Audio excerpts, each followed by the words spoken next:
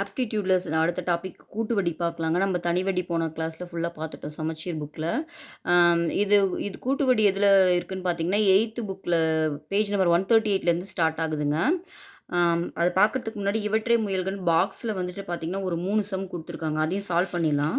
First பாருங்க. First sum பார்த்தீங்கன்னா, கொடுக்கப்பட்ட அசலுக்கான தனி வட்டியை காண பயன்படும் சூத்திரம். நம்ம போன கிளாஸ்லேயே பார்த்துட்டோமா? தனி வட்டிக்கு ஃபார்முலா என்ன? PNR/100 கரெக்ட்டுங்களா? ஓகே. செகண்ட் சம் பாருங்க. ஆண்டுக்கு 8% வட்டி வீதத்தில். அப்போ கிவன்லாம் எப்பயுமே எழுதிக்குவோமா? எழுதிக்கலாமா? 6 8%. பி வந்து பார்த்தீங்கன்னா 900. ஓகேங்களா? அசல் வந்து 900. அப்புறம் என் வந்துட்டு 73 நாட்கள். உங்களை தனி வட்டி கேட்குறான். சரிங்களா? நம்ம தனி வட்டியில் என்ன சொன்னோம்? எப்பயுமே தனி வட்டியில் வந்துட்டு எண் வந்து ஆண்டில் தான் இருக்கணும்னு சொல்லியிருக்கோம். அப்படிங்களா? இயர்ஸில் தான் இருக்கணும். ஆனால் இங்கே 73 நாட்கள்னு சொல்லிட்டாங்க. அப்போ நம்ம இதை ஆண்டில் முதல்ல மாற்றிக்கலாமா? நம்மளுக்கு என்ன தெரியும்? 365 நாள் தான் வந்துட்டு நாட்கள் தான் வந்துட்டு ஒரு ஆண்டு. கரெக்டா?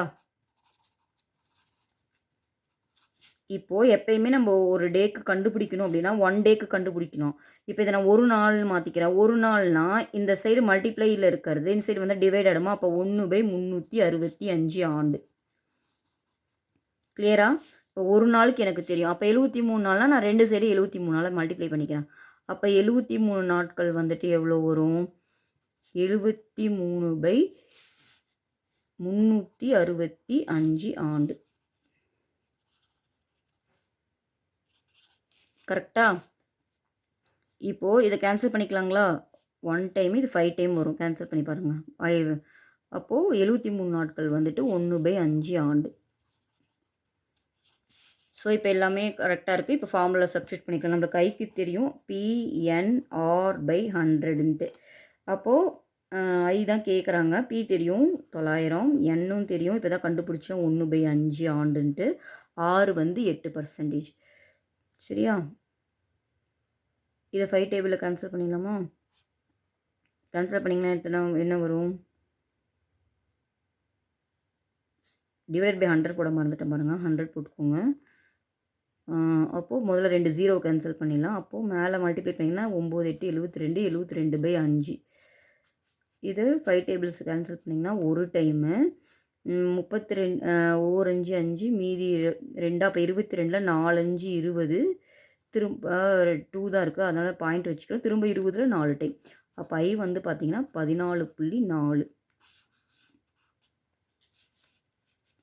கிளியரா? நெக்ஸ்ட்டு தேர்ட் சம் பாருங்கள். எத்தனை ஆண்டுகளில் 2000 ஆனது 10% தனி வட்டியில் 3600 மாறும்னு கேட்டிருக்காங்க. அப்போ எப்பயும் போல் கிவன் எழுதிக்கலாம். பி வந்து 2000, ஆர் கொடுத்துருக்காங்க 10%, ஏவும் கொடுத்துருக்காங்க 3600. உங்களை என்ன கேட்குறாங்க? எத்தனை எண்ணு தான் கேட்குறாங்க. நம்மளுக்கு தெரியும் ஏ வந்து பி ப்ளஸ் ஐ. கரெக்டாக? ஏவும் கொடுத்துட்டாங்க அவங்களே. எவ்வளோ கொடுத்துருக்காங்க? 3600. அப்போது பி எவ்வளோ? 2000 ப்ளஸ் ஐ. அப்போ எனக்கு ஐ வேணும்னா 1600. கிளியரா? எனக்கு தெரிஞ்ச ஃபார்முலா என்ன? ஐ வந்து PNR/100. அப்போது 1600. பி தெரியும் 2000, என் தெரியாது, ஆர் தெரியும் 10/100. 0 0 கெட் கேன்சல். அப்போ என் வேணால் மற்றதெல்லாம் ஒரு சைடு கொண்டு வந்துடும். 1600 டிவைடட் பை 200. கரெக்டுங்களா? 0 0 கெட் கேன்சல். 16ல் 2 அடிச்சிங்கன்னா 8 ஆண்டுகள். ஸோ இப்போ 3 சம்மும் சால்வ் பண்ணிட்டோம். நெக்ஸ்ட்டு கூட்டு வட்டினா என்னன்னு பார்ப்போங்க. ரெண்டுமே வட்டி தான். ஆனால் ஏன் நம்ம கூட்டு வட்டி தனியாக படிக்கிறோம், தனி வட்டி தனியாக படிக்கிறோம் அப்படின்னா, தனி வட்டியில் எத்தனை வருஷத்துக்கு நம்ம வட்டி கணக்கிட்டாலும் அப்படியே அசலை வந்து அப்படியே தாங்க எடுத்துக்குவோம்.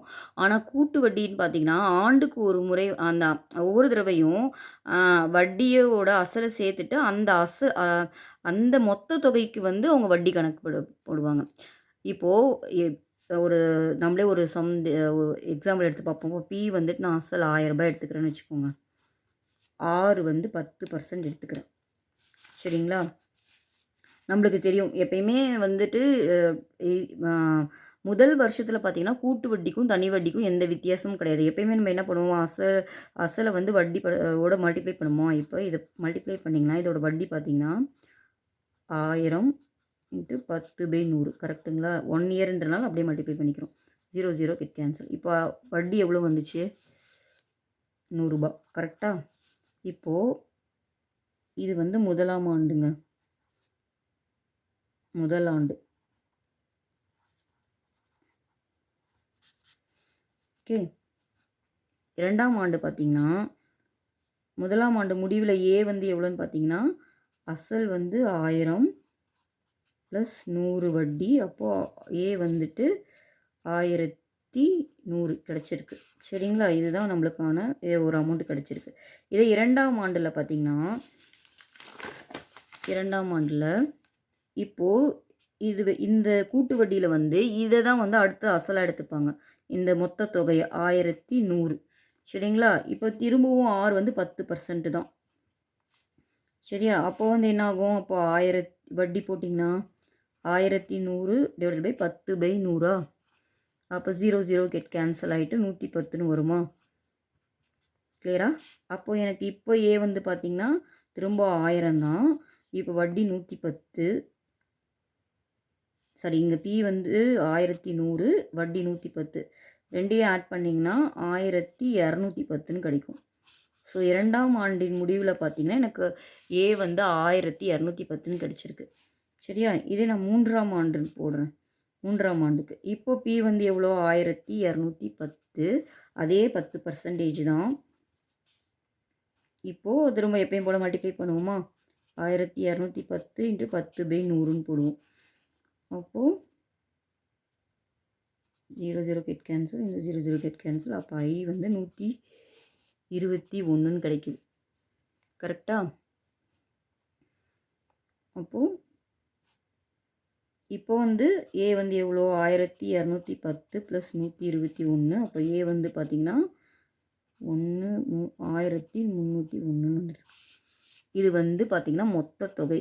இப்போ எனக்கு வட்டி வேணும். வட்டி மட்டும் எவ்வளோ அப்படின்னு பார்த்தீங்கன்னா 121 கரெக்டா? இப்போ 3 ஆண்டுகளில் முடிவில் மொத்த வட்டி எவ்வளோன்னு பார்க்கலாம். நம்மளுக்கு தெரியும் ஏ வந்துட்டு பி ப்ளஸ் ஐ இங்கே வந்து 1301 வட்டி நம்ம ஃபஸ்ட்டு அசல் எவ்வளோ எடுத்துக்கிட்டோம்? 1000. இப்போ வட்டி பார்த்தீங்கன்னா 331ன்னு கிடச்சிருக்கு. இதுதான் இது கூட்டு வட்டியில் கிடைச்ச வட்டி. இதே தனி வட்டியில் பார்த்தீங்கன்னா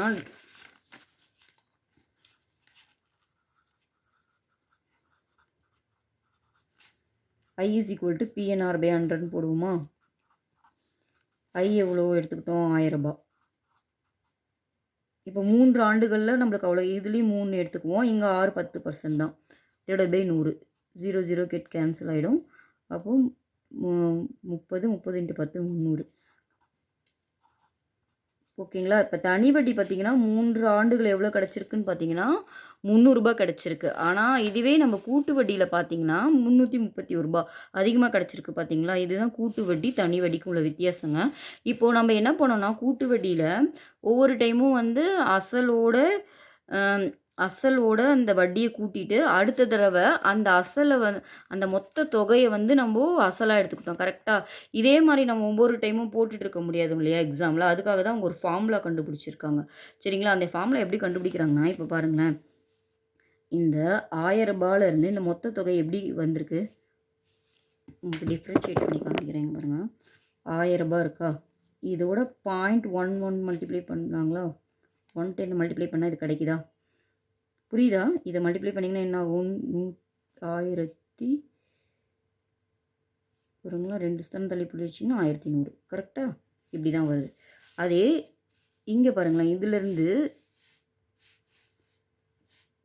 இது எப்படி வருதுன்னு பாருங்களேன். 1000 வச்சுக்கிறேன். இப்போ நான் 1.11 ஸ்கொயர் பண்ணிக்கிறேன். அப்போ என்ன ஆகும்? 1000. ஏன்னா நான் ஏன் 1000 வைக்கிறேன்னா அசல். அப்போ தான் ஃபார்முலா டெரைவ் பண்ணுறதுக்கு நம்ம எப்பயுமே ஒரு காமன் டேர்ம் யூஸ் பண்ணுவோம் இல்லையா? அதனால பி அப்படியே வச்சுருக்கோம். இதை பார்த்தீங்கன்னா 121ன்னு எழுதுவோம் கரெக்டாக? அப்போ இது பண்ணிங்கன்னா 200 2 ஸ்தானம் தள்ளி புள்ளி வச்சுன்னா 1210 வந்துருச்சு. புரியுதுங்களா? 1.1 ஸ்கொயர். இது இங்கே பாருங்கள், தேர்ட் டேர்ம் எப்படி வருது அப்படின்னா 1000 இன்ட்டு 1.1 க்யூப்னு எடுத்துக்கலாம். அப்போ என்ன வரும்? 1000 ரூபா. இப்போ 121 இங்கே பாருங்கள், 121 இன்ட்டு ஒரு 11, 121 121, அப்போ 1 3 131 வருதா? அப்போ 3 ஸ்தானம் தள்ளி பண்ணிக்கிறோம். அப்போது 1331 1030 ரூபா கிடச்சிருச்சிங்களா? பார்த்தீங்களா? அதே தான் இங்கேயும் கிடச்சிருக்கு. ஸோ இதுலேருந்து என்ன தெரியுதுன்னா, அந்த 1.1 இதில் வச்சு தான் நம்ம போடுறோம். ஆனால் அந்த 1.1 எப்படி எழுதலாம்னா, இந்த 1 எப்படி எழுதலாம்? இது எப்படி கிடைக்கும்? 1 + 0.10ன்னு எழுதலாங்களா? உங்களுக்கு தெளிவாக இங்கே எழுதி காமிக்கிறேன். ஸோ ஒவ்வொரு டைமும் அந்த ஒவ்வொரு வருஷத்துலேயும் இங்கே மொதல் வருஷத்தில் 1.1 மல்டிப்ளை பண்ணுறாங்க. அதே 2வது வருஷத்தில் பார்த்தீங்கன்னா ஸ்கொயரை மல்டிப்ளை பண்ணுறாங்க. இதே 3ஆம் வருஷம் வேணும்னா இதே பார்த்தீங்கன்னா 3ஆல் மல்டிப்ளை பண்ணுறாங்க. கிளியரா? அப்போ என்ன வருஷம் வேணுமோ அந்த வருஷத்தை வந்து மேலே வருது. ஓகேவா? அப்புறம் அந்த 1.1ன்றது என்னென்னு பார்க்கணும் இல்லைங்களா? இப்போ 10ன்னு இருக்கா? இது வந்து எப்படி எழுதலாம்னா 1 + 0.10ன்னு எழுதலாமா? இதை வந்து எப்படி எழுதுவோம்? 10/100ன்னு எழுதுவோமா? இந்த 10 நம்ம என்னங்க எடுத்துக்கிட்டோம்? அதுதானே 6ன்னு எடுத்துக்கிட்டோம். கரெக்டுங்களா? 6 10%. அதனால் அது 6 எப்பயுமே நம்ம ஒரு ஃபார்முலா மேக் பண்ணும்போது அது காமனாக எழுதுவோம். அப்போ 6 தான் நம்ம 10ன்னு எடுத்தோம். 6/100. சரியா? ஒவ்வொரு வருஷமும் என்ன வருதோ அது இப்போது இங்கே பாருங்கள், முதலாம் ஆண்டில் ஒரு மேலே பவரில் பார்த்தீங்கன்னா 1, 2ஆம் வருஷத்தில் 2, 3ஆவது வருஷத்தில் 3ன்னு வந்துச்சு. அப்போது நீங்கள் n வருஷத்துக்கு கண்டுபிடிக்கணும்னா n. சரியா? முன்னாடி எல்லாத்துலேயுமே 1000 மல்டிப்ளை பண்ணி அந்த 1000ன்றது என்ன? அசல். அப்போ பார்த்தீங்கன்னா இங்கே அந்த அசலை பெருக்கிக்கிறோம். So formula கண்டுபிடிச்சிட்டோமா? இது தாங்க கூட்டு வட்டிக்கான ஃபார்முலா.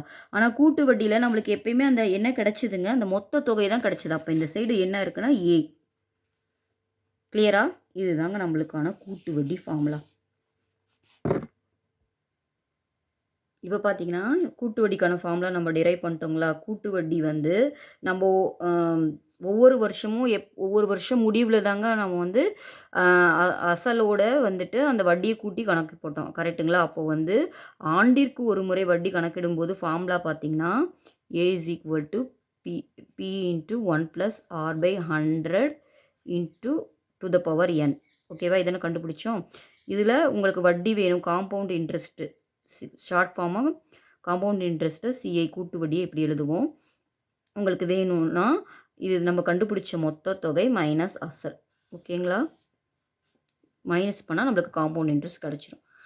இப்போது இதே மாதிரி இங்கே பாருங்கள் புக்கில் நெக்ஸ்ட்டு இங்கே பாருங்கள் செகண்ட் சப்டிவிஷன் அரையாண்டுக்கு. இப்போ நம்ம வருஷத்துக்கு ஒரு தடவை தான் அந்த வட்டியை வந்து அசலோடு சேர்த்துனோம். ஒருவேளை அரையாண்டுக்கு ஒரு முறை கூட்டு வட்டியானது கணக்கிடும்போது ஒருவேளை நீங்கள் வந்துட்டு அந்த வட்டியை வந்து 6 மாதத்துக்கு ஒரு தடவை, அரையாண்டுக்கு ஒரு தடவை, 6 மாதத்துக்கு ஒரு தடவை சேர்த்தும் போது இதுதான் ஃபார்முலா. சரியா? என்ன ஃபார்முலா? A = P + இங்கே பாருங்கள், இந்த இடத்துல என்ன பண்ணுறாங்கன்னா அரையாண்டுக்கு ஒரு முறை வட்டி கணக்கிட்டாங்கன்னா அரையாண்டுக்கு ஒரு முறை கணக்கிடும்போது இந்த ஃபார்முலாவில் என்ன சேஞ்சஸ் நடக்குதுன்னா இங்கே பாருங்கள், A = இந்த P அப்படியே தாங்க இருக்கும். ஆனால் இந்த இடத்துல இந்த இடத்துல 200 ஆகிடுங்க. அரையாண்டுக்கு ஒரு தடவை கணக்கிடும்போது இந்த இடத்துலையும் 2n ஆகிடும். இங்கேயும் 2 போடணும், இங்கேயும் 2 போடணும் நான் வச்சுக்கோங்க அரையாண்டாக இருக்கும்போது. கிளியராக? அதான் இங்கே கொடுத்துருக்காங்க பாருங்கள். அரையாண்டுக்கு ஒரு முறை கூட்டு வட்டியானது கணக்கிடும்போது நாம் பெறும் தொகை வந்து A = P + 1/R/200 × 2n. ஏன்னா 2ஆக பிரிக்கணும் இல்லையா ஒரு வருஷத்தை, அதனால் 2 நான் வச்சுக்கோங்க. இதே கூட்டு வட்டியானது காலாண்டுக்கு ஒரு முறை. அப்போது காலாண்டுன்னா என்னங்க? 4ஆக பிரிப்போம். கரெக்டுங்களா? அப்போது இங்கேயும் 4ஆல் மல்டிப்ளை பண்ணிக்கோங்க, இங்கேயும் 4ஆல் மல்டிப்ளை. புரியுதுங்களா? இதே பாருங்கள், வட்டியை வந்து காலாண்டுக்கு ஒரு தடவை சேர்த்துனாங்க அப்படின்னா நான் இங்கே எழுதி காமிக்கிறேன் பாருங்கள். A = P 1 + R. இங்கே பாருங்கள், இங்கேயும் ஒரு 4 போட்டுக்கோங்க, பவர்லேயும் ஒரு 4 போட்டுக்கோங்க. கிளியரா? அதான் இங்கே கொடுத்துருக்காங்க. கிளியரா? கூட்டு வட்டியானது காலாண்டுக்கு ஒரு முறை. ஏன்னா 4ஆல் தான் பிரிப்போம். காலா தானே பிரிப்போம் 4 டைமு. அதனால இங்க மேலேயே 4. அங்க பாதியா பிரிப்போம். 2ஆ பிரிப்போம். அதனால 2 போட்டுக்கிறோம். சரியா? ஓகே. இது வந்து அடுத்த சப்டிவிஷன் பாருங்க. 4த் ஒண்ணு. ஒவ்வொரு ஆண்டும் இப்ப வட்டி வீதம் இப்போ நம்ம ஒரு ஃபார்முலா டெரைவ் பண்ணும்போதே நம்ம என்ன எடுத்துக்கிட்டோம்? 10% எடுத்துக்கிட்டோமா? அது ஒவ்வொரு வருஷமும் 10% தான் வச்சுக்கிட்டோம் வட்டி வீதத்த. ஆனா இங்க பாருங்க. ஒருவேளை ஒவ்வொரு ஆண்டு வட்டி வீதம் மாத்திக்கிட்டே போனாங்கன்னா, அப்ப என்ன ஃபார்முலா அப்படின்னு பார்த்தீங்கன்னா, இதுதான் ஃபார்முலா. கிளியரா? A is equal to P into 1 by A by 100 plus 1 by P by 100, 1 by C by 100. அதாவது முதல் வருஷத்துல A வட்டி வீதம் குடுத்தாங்களா, இங்க பாருங்க. A வந்து வருஷத்துல, B வந்து 2வது வருஷத்துல வட்டி வீதமா குடுக்குறாங்க. C வந்து 3வது வருஷத்துல வட்டிக்குன்னா இதுதான் ஃபார்முலா. கிளியரா? சரி. இன்னொரு விதமான ஃபார்முலா. அதாவது ஆண்டுக்கு ஒரு முறை வட்டியானது கணக்கிடப்படும்போது, காலகட்டமானது அதாவது இந்த மாரி ஃப்ராக்ஷன்ல இருந்தா என்ன பண்றது அப்படின்னா, அதுக்கு நம்ம ஃபார்முலா பார்த்தீங்கன்னா, A இஸ் ஈக்குவல் டூ நீங்க வெறும் பின்னமா இருந்தா நம்மளுக்கு இங்க n ஆண்டுகள் இருந்தா n தானே போட்டு கண்டுபிடிச்சோம். அப்ப இந்த nக்கு ஏனே போட்டுக்கோங்க. அப்புறம் எக்ஸ்ட்ரா இருக்கிற அந்த பின்னத்துக்கு மட்டும் அத உள்ள மல்டிப்ளை பண்ணி போடணும். கிளியரா? சம் போடும்போது தெளிவா புரியும். இப்ப பாருங்க. எதுவுமே இல்லாம n ஆண்டுகள்னு நம்ம nன்னு போட போறோம். இங்க அடிஷனலா n இருக்கிற இடத்துல a இருக்கு போட்டாச்சு. அடிஷனலா இருக்கிறத உள்ள அந்த rஓட மல்டிப்ளை பண்ணியிருக்காங்க. ஓகேங்களா? இதெல்லாம் நம்ப ஃபார்முலா ஏன் இந்த மாரி நம்ம டிரைவ் பண்ணா ஒவ்வொரு தடவையும் நம்ம அசல் சேர்த்து கூட போடலாம். அதுக்கு டைம் எடுக்கும் தான் இந்த மாரி ஃபார்முலா கண்டுபிடிச்சிருக்காங்க. ஸோ இந்த ஃபார்முலாவ யூஸ் பண்ணி நம்ம வேகமா சம்ஸ் போடலாம். சரிங்களா? ஃபர்ஸ்ட் இப்ப அடுத்து எடுத்துக்காட்டு பார்க்கலாமா? எடுத்துக்காட்டு 4.14 போடலாமா?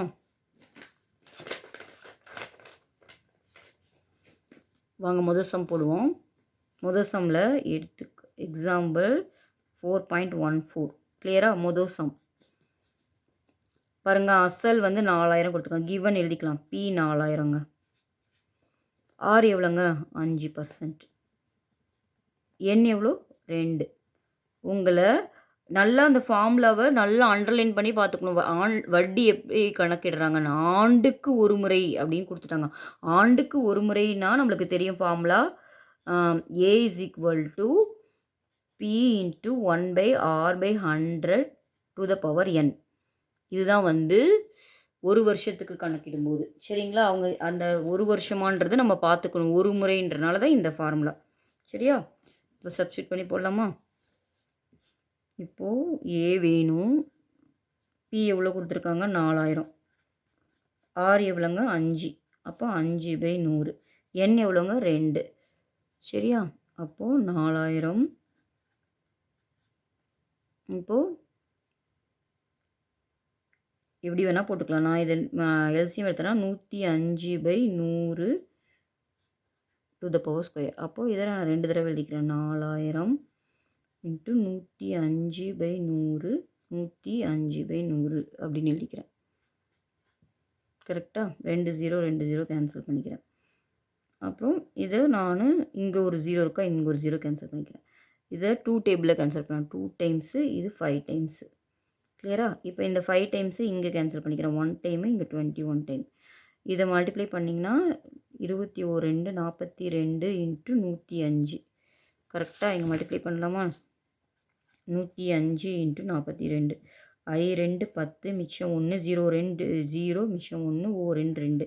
இதை மல்டிப்ளை பண்ணினா 5 20 மிச்சம் 2 0 0 2 4 இப்போ ஆட் பண்ணிங்கன்னா 0 1 4 4 1 0 வருது.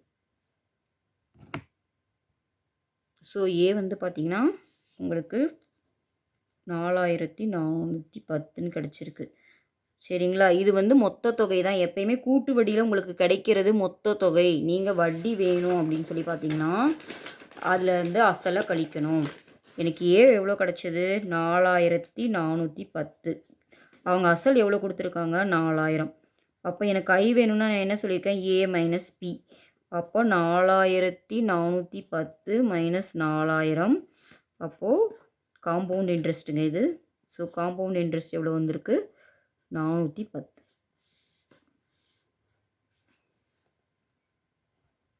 நெக்ஸ்ட்டு பாருங்கள், செகண்ட் சப்டிவிஷன் போடலாம்.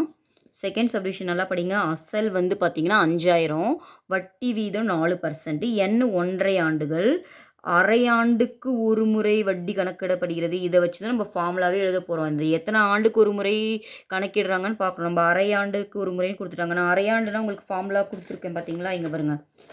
அரையாண்டுக்கு ஒரு முறை இந்த ஃபார்முலா. அரையாண்டுக்கு ஒரு முறைனா நம்மளோட ஃபார்முலா என்ன? A = P × 1 + R/200/2n போடணும். இப்ப இங்கேயும் 1 அதுதான் குடுத்துருக்காங்க. இப்போ ஃபார்முலா வந்து முதல்ல கிவன்லாம் எழுதிக்குவோம். கிவன் P வந்து எவ்வளோங்க? 5000. R வந்து 4%ங்க. கிளியரா? N வந்து எவ்வளோ குடுத்துருக்காங்க? 1½ ஆண்டுகள். இதை நான் வந்து மிக்ஸ்டு ஃப்ராக்ஷனாக மாற்றிக்கிறேன். 1 × 2 3½ ஆண்டுகள்.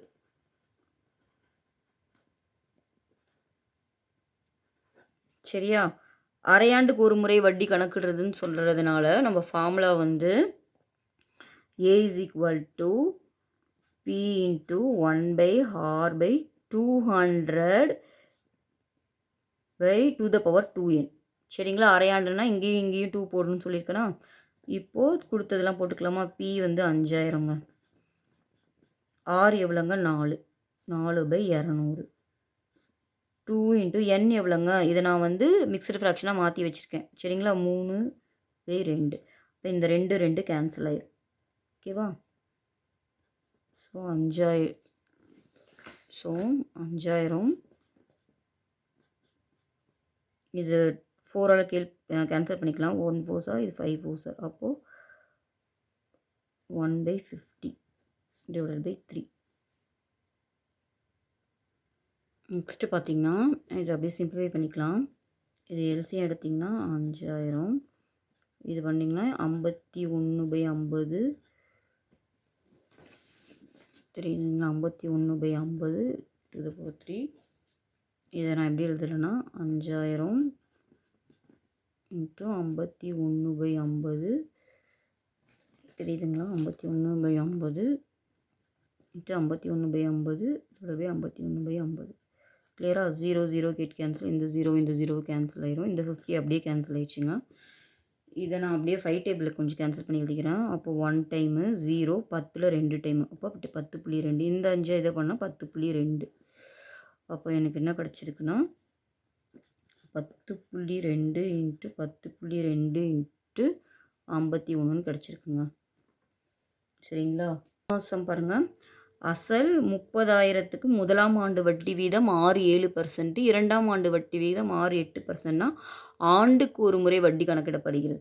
இப்போ பார்த்தீங்கன்னா இது அடுத்த மாடலுங்க. நம்ம வருஷத்துக்கு மாறும்போது நம்ம ஒரு ஃபார்முலா பார்த்தோம் இல்லைங்களா? அந்த ஃபார்முலா தான் இப்போ அப்ளை பண்ணணும். அந்த ஃபார்முலா பார்த்துக்கோங்க. இங்கே பாருங்கள். A வந்துட்டு ஒவ்வொரு ஆண்டும் மாறிச்சுன்னா A = P × 1 + A/100 1 + B/100. இங்கே 2 வட்டி வீதம் தான் கொடுத்துருக்காங்க. அப்போ நம்ம AB எடுத்துக்கிட்டால் போதும். இப்போ கிவன்லாம் எடுத்து எழுதிக்கலாமா? P எவ்வளோ கொடுத்துருக்காங்க? 30,000. கிளியரா?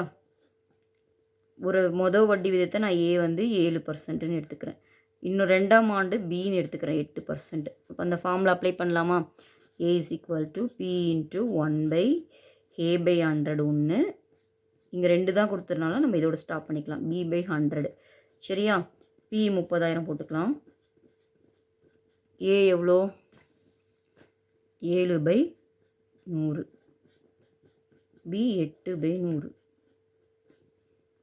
அப்போது 30,000 கிராஸ் மல்டிப்ளை பண்ணிங்கன்னா 107/100. இது பார்த்திங்கன்னா 108/100.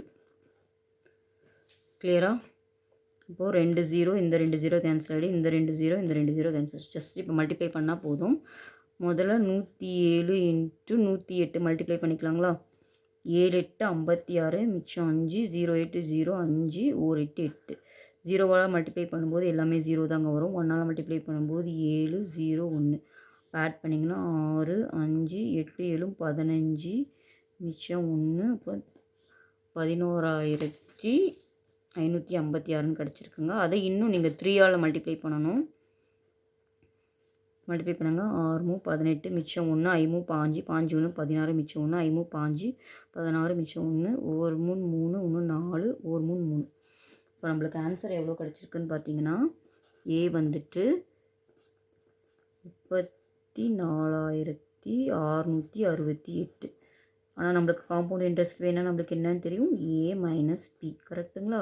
இப்போ 34,668 மைனஸ் 30,000. அப்போ காம்பவுண்ட் இன்ட்ரெஸ்ட் எவ்வளோ கிடச்சிருக்கு? 4,668. கிளியரா? நெக்ஸ்ட் சம் பாருங்கள். அசல் வந்து 10,000 கொடுத்துருக்காங்க. ஆண்டு வட்டி வீதம் 6 வந்து 8%. எண் வந்துட்டு மிக்சட் ஃப்ராக்ஷனாக கொடுத்துருக்காங்க. 2 இன்ட்டு 3/4 ஆண்டுகள். ஆண்டுக்கு ஒரு முறை வட்டி கணக்குப்படுகிறதுன்னு. இப்போ இது வந்து அடுத்த மாடல் யூஸ் பண்ணுற மாதிரி கொடுத்துருக்காங்க பாருங்கள். இந்த ஃபார்மில் இங்கே இருக்குது பாருங்கள். சொன்னேன் இல்லையா, ஆண்டுக்கு ஒரு முறை வட்டியானது கணக்கிடப்படும் போது காலகட்டமானது B/C ஆண்டுகள் என பின்னத்தில் இருக்குமானால் நாம் பெறும் தொகை. நான் என்ன சொன்னேன், எண்ணுனா எண் அப்படியே போட்டுக்கோங்க. இங்கே எண்ணுக்கு பதிலாக ஏ இருக்கு போட்டாச்சு. மீதி இருக்கிற அந்த B/Cயை உள்ளே பெருக்கணும்னு சொல்லியிருந்தேன்னா இந்த மாடலை இப்போ கொடுத்துருக்காங்க. சரியா? இப்போ இந்த மாடலில் போடலாமா? இப்போ கிவன்லாம் எழுதிக்கோங்க. 4th சப்டிவிஷனில் P வந்து 10,000. கரெக்டாக? 6 8%. எண் வந்து 2 இன்ட்டு 3/4. கரெக்டாக? மிக்சட் ஃப்ராக்ஷனாக கொடுத்துருக்காங்க. இப்போ நம்ம ஃபார்முலா எழுதிக்கலாங்களா? A = P into R/100 to the power A. அப்புறம் அந்த ஃப்ராக்ஷனை உள்ளே மல்டிப்ளை பண்ணணும்னு சொன்னோம். 1 B/C இன்ட்டு R/100ன்னு சொல்லியிருக்கோமா? ஸோ இந்த ஃபார்முலா எங்கே அப்ளை பண்ணால் P சப்ஸ்டியூட் பண்ணிக்கலாம். சப்ஸ்டியூட் பண்ணிக்கோங்க. P 10,000. R எவ்வளோங்க? 8%. அப்போ 8/100. A எவ்வளோங்க? இங்கே பாருங்கள், முழு நம்பராக இருக்கிறது போட்டுக்கணும். இப்போ 2 1 ப்ளஸ் நெக்ஸ்ட்டு B/Cனா இந்த 3/4. கரெக்டுங்களா? இதுதான் வந்து B/C. இப்போ 3/4 R திரும்ப 8 /100ங்க. கிளியரா? இப்போ சிம்பிளிஃபை பண்ணால் நம்மளோட ஆன்சர் கிடச்சிருங்க. அப்போது 10,000 இது எடுத்திங்கன்னா 108/100 ஹோல் ஸ்கொயர். இங்கே சிம்பிளிஃபை பண்ணுங்கள். இதை ஒரு தடவை அடிச்சிங்கன்னா 1 4 4 2 3 2 6. அப்போ 6/100. கிளியரா? இப்போ சிம்பிளிஃபை பண்ணிங்கன்னா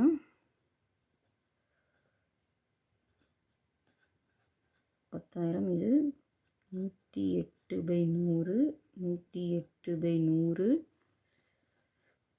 இது 106/100. நெக்ஸ்ட்டு பார்த்திங்கன்னா இது வந்து 108ன்னு இருக்குங்களா? நான் முதல்ல 108 மல்டிப்ளை பண்ணிக்கிறேன். 108 2 தடவை இருக்கனால 180² வந்து 100 + 8² எழுதிக்கிறேன். அப்போ வந்து A+B ஹோல் ஸ்கொயர் ஃபார்முலா போட்டிங்கன்னா இது 10,000 ஆகிடும். இது 64ன்னு ஆகிடும். 2AB 2 8 16 16னா 1600. அப்போ இது எல்லாத்தையும் ஆட் பண்ணிங்கன்னா எனக்கு 16 இங்கே ஒரு 64 இதாங்க கிடைக்கும். கிளியரா? இது வந்து 108² தான் கிடச்சிருக்கு. இது வந்து இன்ட்டு 106ஆல் நான் மல்டிப்ளை பண்ணணும். அப்போது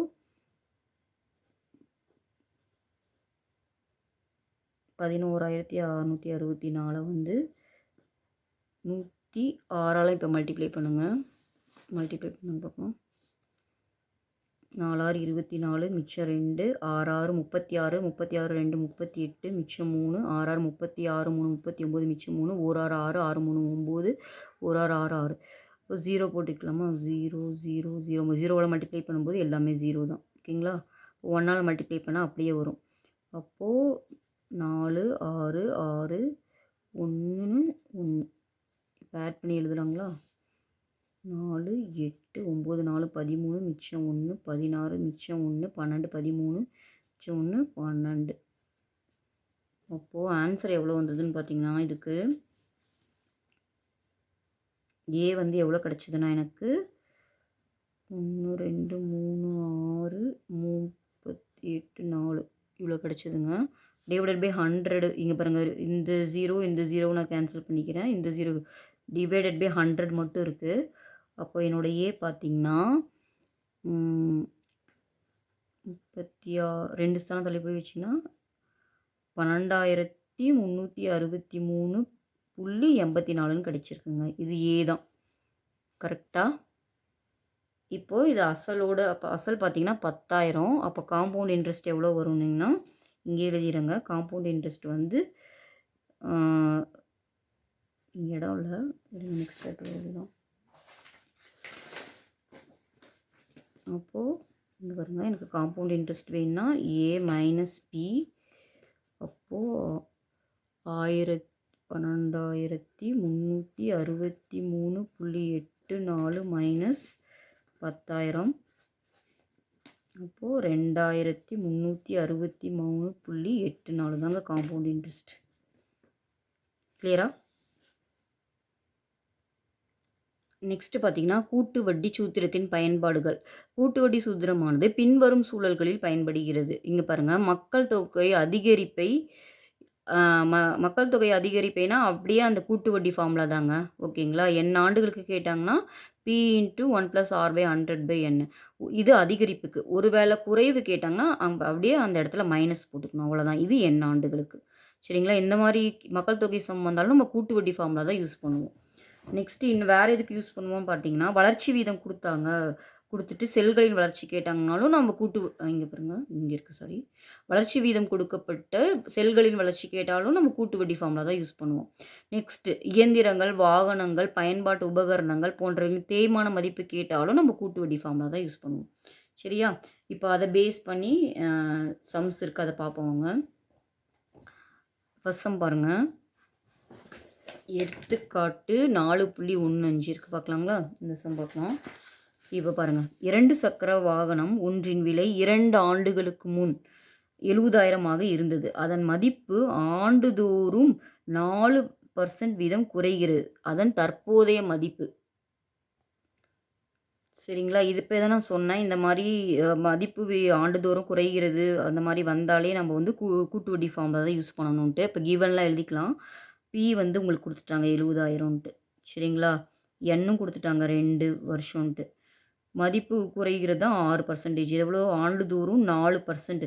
நீங்கள் குறைகிறதா ஏறுகிறதான்னு பார்த்து தான் ஃபார்முலாவே எழுதணும். இங்கே பாருங்கள், குறைகிறதுன்னு கொடுத்துட்டாங்க. அப்போது ஃபார்முலா வந்து பார்த்தீங்கன்னா A = P × 1/6/100 to the power n. சரிங்களா? இப்போ இங்கே குறைகிறன்றதுனால நான் மைனஸ் போட்டிருக்கேன். இப்போ கிவன்லாம் சப்ஸ்டியூட் பண்ணிக்கலாமா? P தெரியும் 70,000, 1 - R தெரியும் 4% கொடுத்துருக்காங்க. 4/100 எத்தனை வருஷத்துக்கு? 2 ஆண்டுகளுக்கு முன் கேட்குறாங்க. அப்போது 2. சரிங்களா?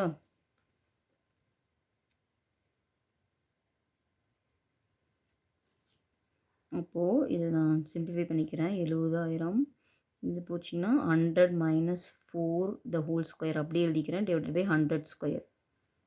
சரியா? இதுக்கு நான் அப்படியே A - B ஃபார்முலாவே அப்ளை பண்ணிக்கிறேங்க. 100² மைனஸ் இது வந்து A - B whole square formula பார்த்தீங்கன்னா A² + B² - 2AB. அப்போது 2 × 100 × 4 /100 × 100. சரிங்களா? இந்த 2 0 இந்த 2 0 கேன்சல் ஆயிரும். இப்போ இங்கே 7 தான் இருக்கும். இதை பார்த்தீங்கன்னா சிம்பிளிஃபை பண்ணிங்கன்னா 10,000 4% வரும். இப்போது இங்கே 16. இதை மல்டிப்ளை பண்ணிங்கன்னா 4 2 8 800ன்னு வரும். சரியா? அப்போது இது வந்து பார்த்திங்கன்னா -800. அப்போது 6 1 இங்கே 10ல் 2 9,216. அப்போ 7 × 9,216. இப்போ மல்டிப்ளை பண்ணிக்கோங்க. 6 7 42 மிச்சம் 4, 1 7 7 7 4 11 மிச்சம் 1, 2 7 14 1 15 மிச்சம் 1, 9 7 63 1 64. ஸோ ஆன்சர் பார்த்திங்கன்னா 64,512. ஸோ தற்போதைய மதிப்பு அது எவ்வளோன்னு பார்த்தீங்கன்னா 64,512. கிளியரா? நெக்ஸ்ட் சம் பார்த்தீங்கன்னா எடுத்துக்காட்டு 4.16.